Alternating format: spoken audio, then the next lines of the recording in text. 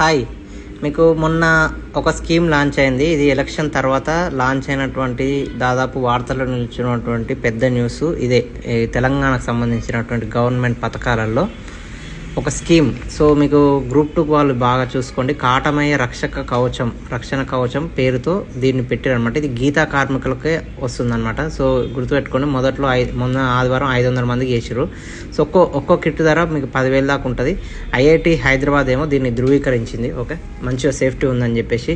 So మీకు ఇక్కడ details ఉన్నాయి. 6 పరికరాలతో కిట్ ఉంది. ఓకే, ఈ అంత ఏంటంటే గీతా కార్మికులు మనకు తాడెక్కినాక మధ్యలో ఒక్కొక్కసారి జారిపోవడము, ఒక్కొక్కసారి నెక్స్ట్ కొన్ని ఇప్పుడు ఎట్లుంటే హార్ట్ అటాక్ అలాంటివి రావడం వల్ల వాళ్ళు అక్కడి నుంచి పడి చనిపోతారు కదా. సో దానికి సంబంధించినటువంటి పర్మనెంట్ సొల్యూషన్ చెప్పాలని చెప్పారు.